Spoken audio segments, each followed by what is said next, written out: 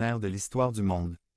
Nous vivons un changement d'air, comme ceux qui se sont déjà produits dans le monde, mais, contrairement aux autres, c'est peut-être la dernière de l'ère chrétienne et il doit en être ainsi pour que le dessein de Dieu se réalise.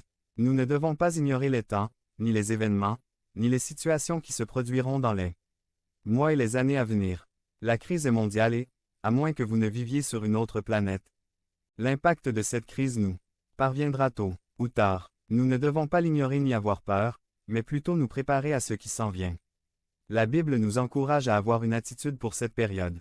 Encourageons-nous les uns les autres, et encore plus maintenant que nous voyons ce jour approcher. Hébreux 10, 25. J'ai vu aux informations que l'une des suggestions qui existent pour trouver une issue à la crise économique mondiale est d'avoir une monnaie commune.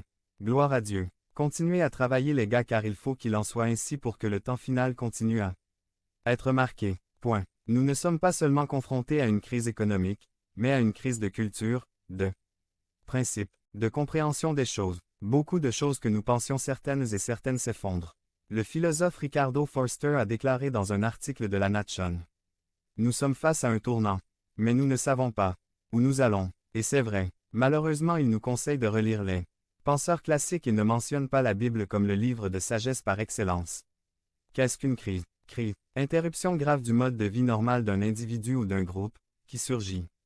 Origine d'une situation inattendue à laquelle il n'est pas préparé et qui génère des problèmes, pour lesquels les réponses habituelles ne sont pas adéquates.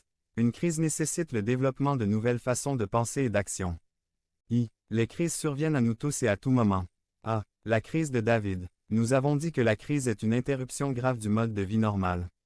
C'est ce qui commence de façon inattendue à se produire dans la vie de David et de ses 600 hommes. Devenez membre de la chaîne et AIDEZNOUS à propager la parole de Dieu dans le monde entier. Samedi 16 mars 2024.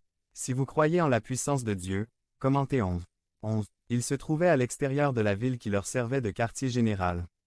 Lui et ses 600 soldats ainsi que leur famille se trouvaient à Tsaiklag. Lui ou ses hommes ne savaient pas qu'ils étaient sur le point d'entrer dans une situation de gouvernement et de bénédiction pour la nation. Avant d'en arriver là, l'inattendu apparaît.